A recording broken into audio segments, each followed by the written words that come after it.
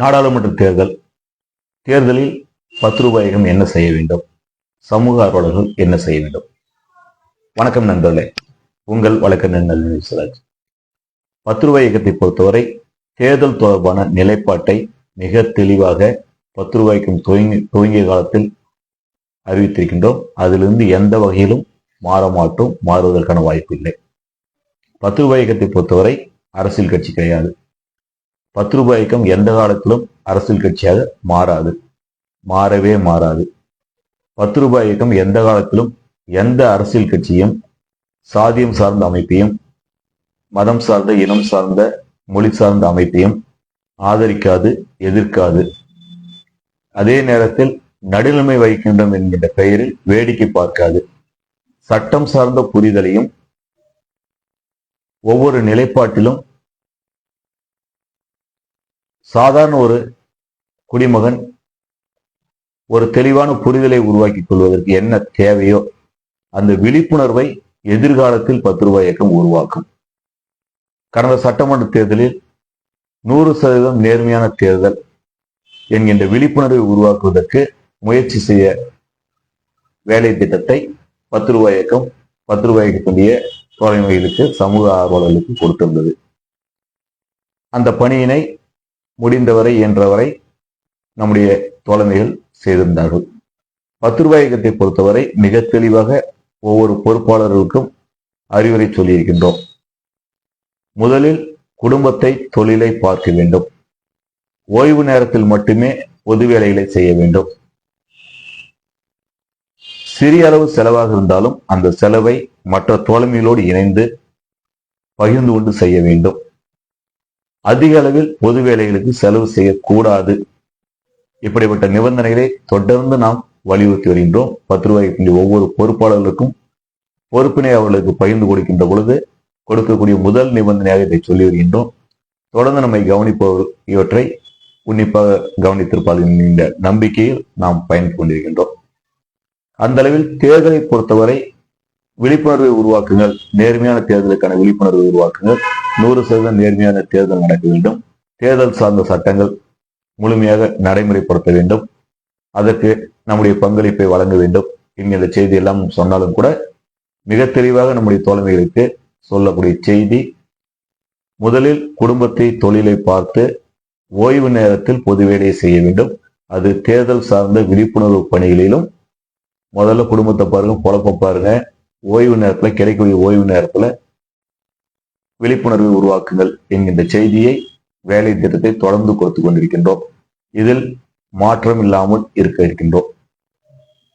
இந்த தேர்தலை பொறுத்தவரை மட்டுமல்ல, இந்திய தேர்தல் சார்ந்த சட்டங்கள் இவற்றில் நம்முடைய 10 ரூபாய் நிலைப்பாடு என்று பார்க்கின்ற பொழுது, உலகத்திலேயே தேர்தல் சார்ந்த சட்டம், ஜனநாயக பூர்வமான தேர்தல் நடத்துவதற்கான சட்டம் இந்தியாவில் தான் மிக வலிமையாக இருக்கின்றது, சரியாக இருக்கின்றது, தெளிவாக இருக்கின்றது.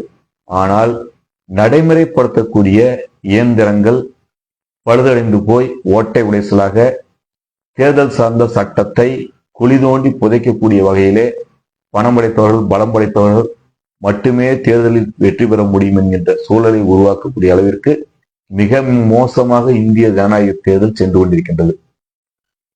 என்னுடைய பதிவுகளில் அடிக்கடி மிக வேதனையாக சொல்லுவேன், எரிகின்ற கொல்லியில் எந்த கொல்லி நல்ல கொல்லியோ அந்த கொல்லியை எடுத்து உன்னுடைய தலையை சொரிந்து கொள்.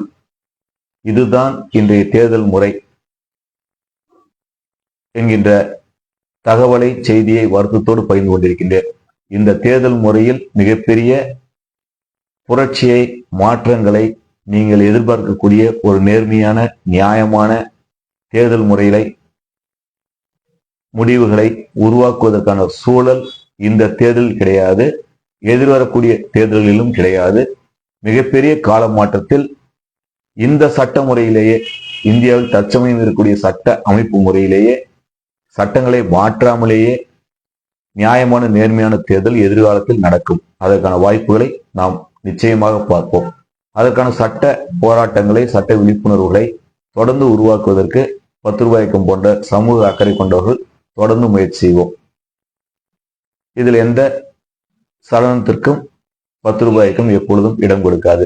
சட்டமன்ற நாடாளுமன்ற தேர்தலை பொறுத்தவரை ரூபாய் இயக்கம் எந்த காலத்திலும் போட்டியிடாது, எந்த வேட்பாளரையும் ஆதரிக்காது, எதிர்க்காது. உங்கள் தொகுதியில் போட்டியிடக்கூடிய நல்ல வேட்பாளர்களுக்கு வாக்களியுங்கள் என்று உங்களுடைய மனசாட்சிக்கு விட்டிருக்கின்றோம். இதில் எந்த வகையிலும் ரூபாய் இயக்கம் மாறாது. அப்படி யாராவது வேட்பாளர்களை ஆதரித்து தேர்தல் பிரச்சாரம் செய்வதாகவோ வேட்பாளர்களுக்கு எதிராக செயல்படுவதாகவோ தகவல் கிடைத்தால் அவர்கள் மீது மிக கடுமையான ஒழுங்கு நடவடிக்கை எடுக்க ரூபாய் இயக்கத்தினை தலைமை தயங்காது. அதே நேரத்தில் நாடாளுமன்ற தேர்தலில் சட்ட மீறல்கள் தொடர்பான புகார்களை தயவுதாட்சணியம் இல்லாமல், கட்சி வேறுபாடு இல்லாமல், சமரசம் இல்லாமல் தொடர்ந்து செய்வதற்கு வழிகாட்டுதலை வழங்க இருக்கின்றோம். இந்த ஜனநாயக முறை மீது, சட்ட முறை மீது ரூபாய் இயக்கத்திற்கு மிகப்பெரிய நம்பிக்கை இருக்கின்றது.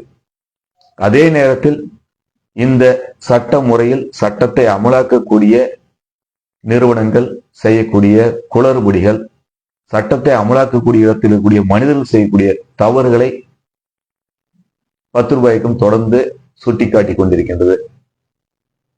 இன்றைய கால சூழலில் உடனடியாக வெற்றிக்கான 100% நேர்மையான தேர்தலை நடத்துவதற்கான வாய்ப்புகள் 100% இல்லாமல் இருக்கின்றது. அதுக்காக விட்டுட்டு போயிட முடியாது. நிறைய நண்பர்கள் கேட்கக்கூடிய கேள்வி, தேர்தலில் போட்டியிடாமல், களத்தில் இறங்காமல் இந்த தேர்தல் முறையை சுத்தம் செய்ய முடியுமா? ரூபாய் இயக்கத்தை பொறுத்தவரை இது ஒரு ஆரம்ப பள்ளியை போன்றது. சட்ட விழிப்புணர்வை உருவாக்குவது, சட்டம் சார்ந்த புரிதலை உருவாக்குவது, சட்டம் சார்ந்த புரிதலை உருவாக்குவது, விழிப்புணர்வை உருவாக்குவது, தொடர்ந்து சட்ட விழிப்புணர்வை உருவாக்குவதன் மூலமாக சட்ட ஆயுதத்தை இளைஞர்கள், தொழிலாளர்கள், விவசாயிகள் ஏந்த வைப்பதன் மூலமாக இங்கு ஒரு மிகப்பெரிய மாற்றத்தை உருவாக்க முடியும். அதற்கு ரூபாய் இயக்கம் போன்றவர்கள் ஒரு ஆரம்ப பள்ளியாக செயல்பட வேண்டும். இந்த ஆரம்ப பள்ளியில் பயின்ற மாணவர்கள் உயர்நிலை கல்வியை, கல்லூரி கல்வியை, ஆராய்ச்சி கல்வியை எல்லாம் செய்யலாம்.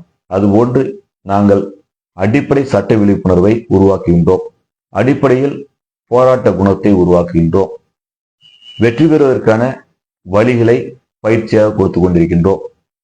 இதில் தொடர்ந்து செயல்படுவர்கள் அடுத்த கட்டம் அவர்களுக்கு தேவையான பாதையை அவர்கள் தேர்ந்தெடுப்பார்கள். அவர்கள் அரசியலுக்கு செல்லலாம், தேர்தலில் நிற்கலாம். அவர்கள் எடுத்துக்கொண்ட பணிகளை தொடர்ந்து செய்யலாம். அதற்கு நாங்கள் வாழ்த்துக்கள் சொல்லுவோமே தவிர அவர்களுக்கு ஆதரவாகவோ எதிராகவோ இருக்க மாட்டோம், தடையாகவும் இருக்க மாட்டோம். அதனால்தான் ரூபாய் இயக்கம் ஆரம்பிப்பது முதல் இன்று வரை சொல்லுகின்றோம் மிக தெளிவாக. ரூபாய் இயக்கம் ஒரு ஆரம்ப பள்ளி. இங்க வரீங்க, படிக்கிறீங்க, நல்லா தெரிஞ்சிட்ட பிறகு போங்க வெளியே. உங்களுக்கு தெரிஞ்ச சரியான பாதையை தேர்ந்தெடுங்க, வெற்றி பெறுங்க. நாங்கள் வாழ்த்துறோம். உங்களை போன்ற இளைஞர்களால் இந்த சமுதாயத்தில் மிகப்பெரிய மாற்றத்தை உருவாக்க முடியும். சமூக அக்கறை கொண்டவர்கள் தொடர்ந்து வெற்றி பெற வேண்டும் என்று ரூபாய் இயக்கம் ஆசைப்படுகின்றது.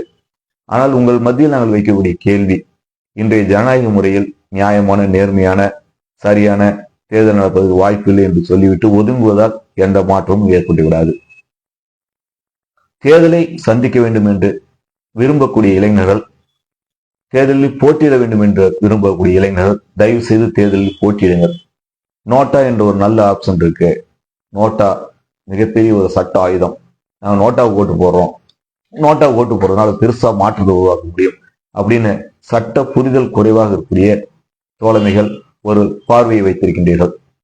நோட்டாவை பொறுத்தவரை ரூபாய் இயக்கம் நானும் ஒரு நல்ல ஆயுதமாக பார்க்கின்றோம். வேட்பாளர் மீதான எதிர்ப்பை காட்டுவதற்கான தேர்தலில் அந்த தொகுதி நாடாளுமன்ற தேர்தலில், சட்டமன்ற தேர்தலில் போட்டியிடக்கூடிய வேட்பாளர்கள் மீது எதிர்ப்பை காட்டுவதற்கு, நல்ல வேட்பாளர்கள் இல்லை என்கின்ற நம்முடைய கருத்து கணிப்பை சொல்வதற்கான ஒரு வாய்ப்பாக நோட்டா இருக்கின்றது. அதே நேரத்தில் நோட்டாவுக்கு நீங்கள் போடக்கூடிய வாக்கு ஏதாவது மதிப்புள்ள வாக்கா என்று பார்த்தால் ஒரு கருத்து வாக்கெடுப்பு என்கின்ற விஷயத்தை தாண்டி நோட்டாவிற்கு சட்ட அதிகாரம் இல்லை. ஒரு நாடாளுமன்ற தேர்தலில் 5,104,000 வாக்குகள் பதிவாகியுள்ளது என்று எடுத்துக்கொள்ளுங்கள். 5,104,000 வாக்குகள் ஒரு நாடாளுமன்ற தொகுதியில் பதிவாகி இருக்கின்றது. வாக்கு எண்ணிக்கை துவங்குகின்றது. ஒரு வேட்பாளருக்கு 100 ஓட்டுகள் மட்டுமே கிடைக்கின்றது. இன்னொரு வேட்பாளருக்கு 3 ஓட்டுகள் கிடைக்கின்றது. இன்னொரு வேட்பாளருக்கு ஒரு ஓட்டு கிடைத்திருந்தது. மற்ற வேட்பாளர்களுக்கு ஒரு ஓட்டு கூட கிடைக்கவே இல்லை. நோட்டாவிற்கு 5 லட்சம் வாக்குகள் கிடைத்திருக்கின்றது என்று கணக்கெடுத்துக் கொள்ளுங்கள். இப்ப நான் சொன்ன கணக்கு மீண்டும் வரும்போது சொல்றேன். நோட்டா 5 லட்சம் வாக்குகளை பெற்று 5,104 வாக்குகள் பதிவான தொகுதியில் நோட்டா மட்டுமே 5 லட்சம் வாக்குகளை பெற்றிருக்கின்றது. 100 வாக்குகள் ஒரு வேட்பாளர் பெற்றிருக்கின்றார். இன்னொரு வேட்பாளர் 3 வாக்குகள் பெற்றிருக்கின்றார். இன்னொரு வேட்பாளர் 1 வாக்கு பெற்றிருக்கின்றார். மற்ற வேட்பாளர் அனைவரும் 1 வாக்கு கூட பெறாமல் முட்டை வாங்கியிருக்காங்க. இப்ப வெற்றி பெற்றது யார் என்று பார்க்கின்ற பொழுது நோட்டா 5 லட்சம் வாக்குகளை பெற்றிருப்பதால் மிகப்பெரிய அளவில் அமோக வெற்றி பெற்றிருப்பதால் எதிர்த்து நின்ற வேட்பாளர்கள் அனைவரும் டெபாசிட் வந்திருப்பதால் நோட்டா வெற்றி பெற்றதாக அறிவித்திருக்க வேண்டும். ஆனால் நம்முடைய தேர்தல் முறையில், நம்முடைய சட்ட முறையில் 100 வாக்கு பெற்றவர் வெற்றி பெற்றதாகவும் 5 லட்சம் வாக்குகள் பெற்ற நோட்டா எந்த பயனுமற்ற விஷயமாக ஒதுக்கப்பட்டுவிடும். 2ஆம் இடத்தை 3 வாக்குகள் பெற்றவர் பெறுவார். 3ஆம் இடத்தை 1 வாக்கு பெற்றவர் பெறுவார். எந்த வாக்குகளும் பெறாதவர் 4ஆம் இடத்தை பெறுவார்கள். ஆனால் போட்டியிட்ட அனைத்து வேட்பாளர்களுக்கும், வெற்றி பெற்றவர் உட்பட அனைத்து வேட்பாளர்களுக்கும் டெபாசிட் பறிபோய் இருக்கும். டெபாசிட் பறிபோன வேட்பாளர் வெற்றி பெற்றிருப்பார். ஒட்டுமொத்தமாக மக்கள் ஆதரவை பெற்ற நோட்டாவிற்கு எந்த சட்ட மரியாதையும் கிடைக்காது. அது வெறும் 100 ஓட்டு வாங்கின 5 லட்சம் வாக்குகள்ல 5,104 வாக்குகள்ல வெறும் 100 ஓட்டு வாங்கின அந்த வேட்பாளர் நான் தான் எம்பி அப்படின்னு 5 ஆண்டு காலம் நடமாடுவார். பாராளுமன்றத்தில் கூச்ச மேல உட்காருவார், பதவி ஏற்றுக் கொள்வார், எல்லா சுகத்தையும் அனுபவிப்பார். மக்களுக்கு ஒரு வெங்காயத்தையும் செய்ய மாட்டார். தன்னுடைய பதவி பேருக்கு பின்னாடி எம்பின்னு போட்டுக்குவாரு. பதவி போன பிறகு பென்ஷன் வாங்கிக்குவாரு. எல்லாமே நடக்கும். எந்த மாற்றமும் நடக்காது. இப்படிப்பட்ட நோட்டாவை ஆதரிப்பது என்ன லாபம் இருக்கின்றது என்ற ஒரு கேள்வி இருக்கின்றது. உங்கள் தொகுதியில் நல்ல வேட்பாளரை ஆதரிங்கள் என்கின்ற செய்தியை 10 ரூபாய்க்கு சொல்கின்றது. உங்கள் தொகுதியில் நல்ல வேட்பாளர் யார்? உன் ஊர்ல நல்ல வேட்பாளர் யாருன்னு ஒன்னால கண்டுபிடிக்கலன்னா நான் எப்படி சொல்ல முடியும்? அதனால 10 ரூபாய் இயக்கம் நீங்கள் நல்லவர்னு ஒருத்தர் சொன்னா கூட அவரை கூட நாங்கள் ஆதரிக்க மாட்டோம். இன்றைய அமைப்பு முறை 10 ரூபாய் இயக்கம் வளர்ந்து கொண்டிருக்கக்கூடிய சின்ன அமைப்பு. எதிர்காலத்தில் மிகப்பெரிய அளவு வளர்ந்தாலும் கூட 10 ரூபாய் இயக்கம் எந்த காலத்திலும் சட்டமன்ற நாடாளுமன்ற தேர்தலில் எந்த வேட்பாளரையும் ஆதரிக்காது, எதிர்க்காது. எந்த அரசியல் கட்சியும் தேர்தலில் ஆதரிக்காது, எதிர்க்காது. எந்த சாதியம் சார்ந்த, மதம் சார்ந்த, இனம் சார்ந்த, மொழி சார்ந்த அமைப்புகளையும் 10 ரூபாய் இயக்கம் ஆதரிக்காது, எதிர்க்காது. தேர்தலிலும் ஆதரிக்காது, எதிர்க்காது. 10 ரூபாய் இயக்கம் எந்த காலத்திலும் அரசியல் கட்சியாக மாறாது.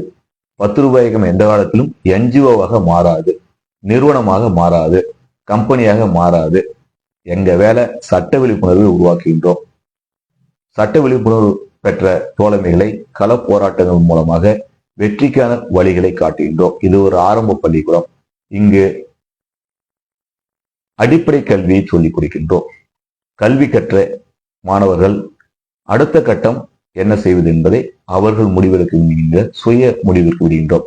அதனால்தான் 10 ரூபாய்க்கு வேண்டிய ஒவ்வொரு தொண்டனையும் 10 ரூபாய்க்கும் தலைவனாக பார்க்கின்றது. 10 ரூபாய்க்கு வேண்டிய பொறுப்பாளர்கள் தொண்டர்களுக்கு வழிகாட்டக்கூடிய, மன்னிக்கும் தொண்டர்கள் வார்த்தை சொல்லிட்டோம், தலைவர்களுக்கு வழிகாட்டக்கூடிய சம்பளம் இல்லாத வேலைக்காரர்களாக இந்த இயக்கத்தில் பகுதி நேரம் பணியாற்றி கொண்டிருக்கின்றார்கள். ஆகவே 10 ரூபாய்க்கு வேண்டிய தேர்தல் நிலைப்பாட்டை நாங்கள் பலமுறை சொல்லியிருக்கின்றோம், மீண்டும் சொல்லியிருக்கின்றோம். சும்மா எங்களைய அப்படி இப்படிலாம் விமர்சனம் பண்ணிட்டு இருக்க வேண்டாம். உங்களுடைய விமர்சனங்கள் எந்த வகையிலும் எங்களை திசை திருப்பாது. நாங்கள் எடுத்த முடிவில் தெளிவா இருக்கிறோம். இந்த முடிவில் மாறவே மாட்டோம். ஒரு நெருக்கடி ஏற்பட்டுச்சுன்னா தேர்தலை சந்திச்சு அவனும் தேர்தலில் இறங்கி அவனும் அரசு கட்சியா மாறணும் அப்படிங்கிற ஒரு நெருக்கடி ஏற்பட்டால் 10 ரூபாய் இயக்கத்தை கலைத்தாலும் கலைப்போமே தவிர 10 ரூபாய் இயக்கம் தேர்தலில் போட்டியிடாது, அரசியல் கட்சியாக மாறாது, மாறவே மாறாது. ஆனால் நீங்கள் தேர்தலில் போட்டியிடுவதை 10 ரூபாய் இயக்கம் விரும்புகின்றது. நான் என்னுடைய தொகுதியில் நல்ல மனுஷனே இல்லை, நான் யாருக்கு ஓட்டு போறது அப்படிங்கிற ஒரு கேள்வி உங்ககிட்ட இருக்கா? ஒன்றும் பெரிய விஷயம் இல்லை. வெறும் 25,000 ரூபாய் பணத்தை தயார் பண்ணுங்க, மக்கள்கிட்ட போங்க, நன்கொடை கூட வாங்குங்க, பிச்சை எடுத்து கூட 25,000 தயார் பண்ணுங்க. உங்க தொகுதியில 10 வாக்காளர்கள் கையெழுத்து போட்டா போதும், நீங்க தேர்தல் நிக்கலாம். நல்லவனே தேர்தல் நிக்கலன்னு சொல்லிட்டு இருக்கிறத விட நீங்க இறங்கி பாருங்க. இந்த தேர்தல் முடியும் வரை இந்த நிர்வாகம் உங்களை மதிக்கும். தேர்தல் சார்ந்த சட்டங்களை நீங்கள் தெரிந்து கொள்ளலாம். தேர்தல் சார்ந்த நடைமுறைகளை தெரிந்து கொள்ளலாம். ஒரு மாவட்ட நிர்வாகத்தினுடைய செயல்பாடுகளை நீங்கள் நேரில் இருந்து புரிந்து கொள்ளலாம். தேர்தல் வேட்புமனு தாக்கல் முதல் முடிவு அறிவிக்கப்படக்கூடிய நிமிடம் வரை இந்த அரசு நிர்வாகம், அரசு ஊழியர்கள் உங்களோடு இணைந்து பணியாற்றி கொண்டிருப்பார்கள். அவர்களை நீங்கள் கடிவாளம் போட்டு மேய்க்கலாம். ஒரு 25,000 செலவு பண்ணி வேட்புமனு தாக்கல் பண்ணி வேட்பாளராக போட்டி போட்டீங்கன்னா ஒரு மாவட்ட நிர்வாகத்தை நீங்கள் நிர்வாகம் செய்ய முடியும், மேய்க்க முடியும், கண்காணிக்க முடியும். அவ்வளவு பெரிய அதிகாரம் வேட்பாளர்களுக்கு இருக்கின்றது. அதனால வேட்பாளர் நல்ல வேட்பாளர் இல்லை அப்படின்னு சொல்லிட்டு புலம்பிட்டு இருக்கிறத விட யார் யாருக்கெல்லாம் வாய்ப்பு இருக்கின்றதோ அந்த இளைஞர்கள், சமூக அக்கறை கொண்டவர்கள், சமூக ஆர்வலர்கள் தேர்தல் களத்துல இறங்குங்க, பூந்து விளையாடுங்க. நீங்க தான் ஜெயிக்கிறது வாய்ப்பு இல்லைன்னு உங்களுக்கு தெரியும், அப்புறம் என்ன ஆள்டிக்கிறீங்க? வெறும் 25,000 டெபாசிட் கட்டுறீங்க. பட்டியலினத்தை சார்ந்தவர்கள், மலைவாழ் பழங்குடியின சமுதாயத்தை சார்ந்தவர்கள் வந்து 50 விழுக்காடு குறைந்த கட்டணம் தான் இருக்கு. 12,500 ரூபாய் இருந்தா போதும். உங்களுடைய தொகுதியில் அல்லது நீங்கள் போட்டியிட விரும்பக்கூடிய தொகுதியில் 10 பேர் உங்களுக்கு முன்மொழிதல் கையொப்பம் போட வேண்டும். அவ்வளவுதான். ஒன்னும் மற்ற நிபந்தனை இல்லாம சாதாரண நிபந்தனைகள். 10 ரூபாய்க்கு பொறுத்தவரை தேர்தல் தொடர்பான சட்ட விழிப்புணர்வை தொடர்ந்து உருவாக்க போறோம். ஒவ்வொரு விஷயத்திற்கும் தனித்தனியான விழிப்புணர்வை நான் உங்களுக்கு காணொலி மூலமாகவும், முகநூல் மூலமாகவும், வாட்ஸ்அப் மூலமாகவும் சொல்ல போறேன். யாருக்காவது தேவைப்பட்டா கூட வாட்ஸ்அப் மூலமா வாங்க, உங்களை நான் கூப்பிட்டு உங்கள்கிட்ட பேசி உங்களுக்கு நான் ஆலோசனை சொல்றேன். ஆனால் உள்ளாட்சி தேர்தல் வருகின்ற பொழுது 10 ரூபாய்க்கு மிக தெளிவாக சொல்லும். நீங்கள் அனைவரும் உள்ளாட்சி தேர்தலில் போட்டியிட்டு அதிகாரத்தை கைப்பற்ற வேண்டும். உங்க ஊர்ல வேட்பாளர் யாருங்கிறது நீங்க முடிவு பண்ணிக்கணும். 10 ரூபாய்க்கு தலைமை வேட்பாளர் பட்டியல் அறிவிக்காது. உங்க ஊராட்சியில வார்டு மெம்பர் யார் போட்டி போடணும் நீங்க முடிவு பண்ணிக்கணும். உங்க ஊராட்சியில பஞ்சாயத்து தலைவர் யாரு போட்டி போடணும் நீங்க முடிவு பண்ணிக்கணும். நாங்க வேட்பாளரை அறிவிக்க மாட்டோம். நீங்கள் போட்டியிட்டு உள்ளாட்சி தேர்தலில் அதிகாரத்தை கைப்பற்ற வேண்டும். உள்ளாட்சி தேர்தலில் நீங்கள் போட்டியிட்டு அதிகாரத்தை கைப்பற்றுவதன் மூலமாக நிர்வாகத்தை நீங்கள் கற்றுக்கொள்ள முடியும். இளைஞர்கள், விவசாயிகள், தொழிலாளர்கள் தலைவர்களாக மாற முடியும்.